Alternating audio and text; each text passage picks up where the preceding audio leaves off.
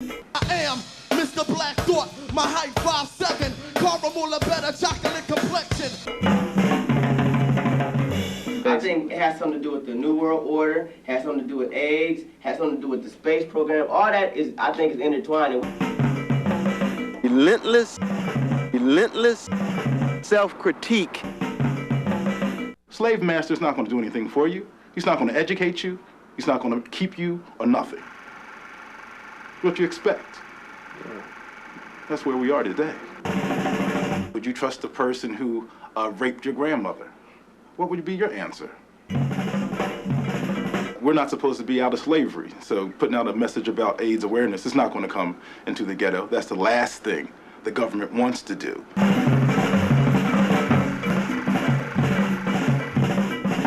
They don't want to cure the disease. That's what it is. They got it. They made it. It's man-made.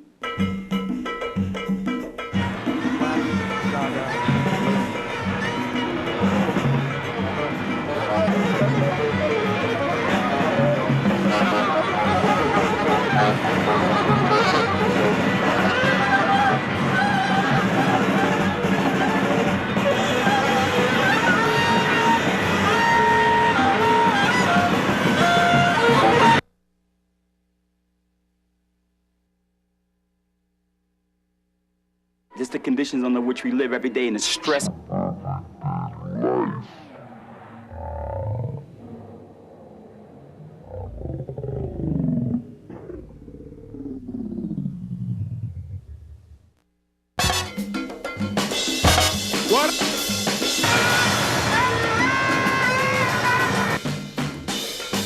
And never trust the white man, and that's the truth. They want to help you at first, and then they fuck you. And then, when you try to trust them, they fuck you again. What's going on? That's the plan. Don't you see? It's happening right before our eyes. Proceed! I said, proceed!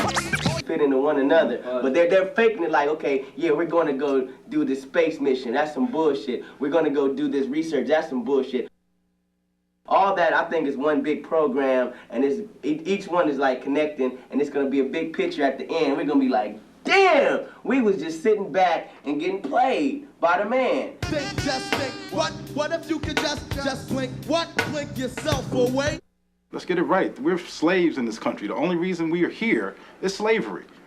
To say the word conspiracy 400 years later is not even dealing with the problem. The effects and consequences could lead one to think that there's a conspiracy because they are that bad.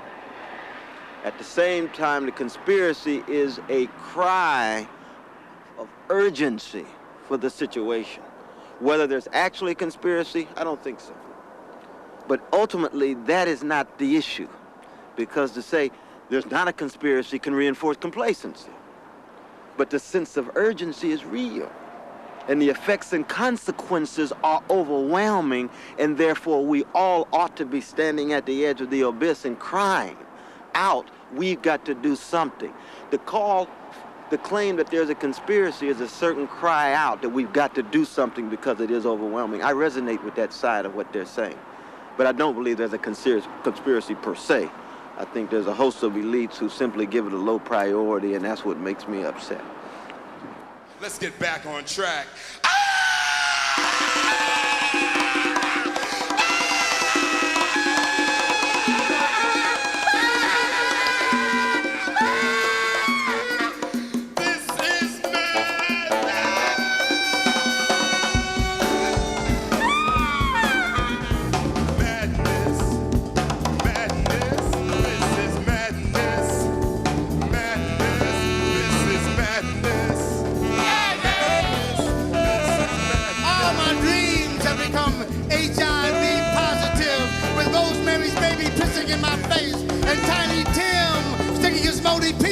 Into my bleeding mind as it cries for the strength to repel the sanctimonious sounds of the right group, the Grateful Dead, are the black and Latino women who are 85% of the AIDS cases in New York City while being choked by the Christianic gas passed by the most Reverend Bishop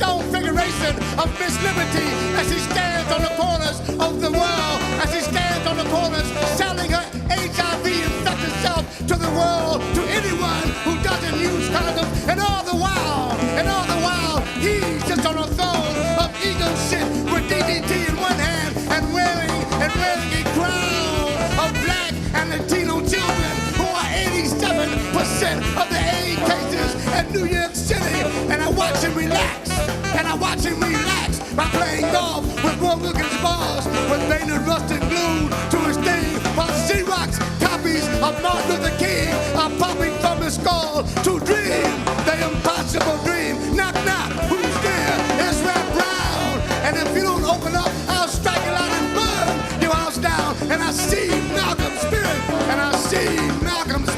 his eyes burning red, black, and green flames, and crying tears of Thunderbird wine that seems to touch my lips and make me become thirsty for a taste of freedom.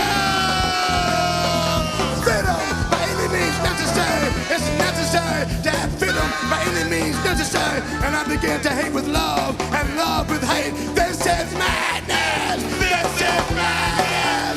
This is madness. And I look up and see the moon. And I look up and see the moon. And I look up and see the moon bleeding lifeless white maggots and screaming for my help as the eagle's raping claws rip and tear at his virginal form. Oh, ECs, oh, Duke Moses, oh, Sunma, oh, Lord, Bismillah, Rahman, give me your undying strength to rise up and reorder the cosmos so that man can truly understand and appreciate the cosmic beauties and realities of science and love. And he has turned the feminine part of me, into a sexual thing. Look at her standing there wearing a micro miniskirt made from the strands of Freud's mother's pubic hairs, and an uncovered breast dripping blood and pus, and her lips colored with the anesthetic white woman called Yvonne, yet she smiles at me through the indignity of Buakana ejaculating sperm into her mind, and George Wallace mentally finger fucking you at night in his wet dreams, and her soft, wet, clinging tears of love seem to flood my heart with strength to gather all my manhood from my lower head and to put it back in my upper head. And I hear my mother's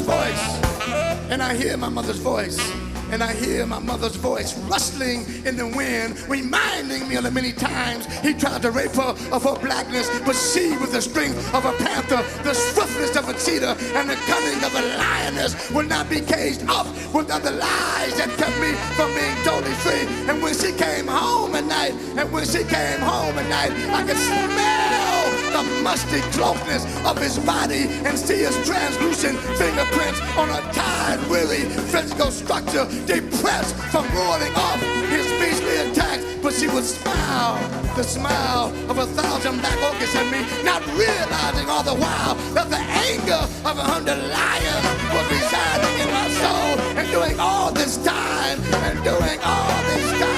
my father was somewhere drowning his plastic man himself in a bottle of cheap wine, and letting that spiritual catalyst,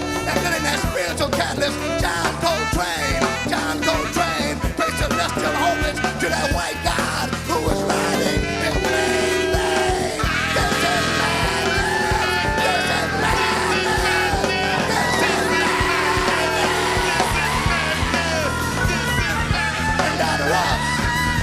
And Diana Ross, how can you be supreme? And Diana Ross, how can you be supreme and sing songs of black love when your mouth is overrunning with the sperma trigger? And William Styron is going to commit suicide when he finds out that Nat Turner made love to his great-great-grandmother, and he has taken our most violent and militant leaders and stuck lollipops up their ass to pacify their black motherfuckers. And he is beginning to assume that all of us were born under the same covers of war.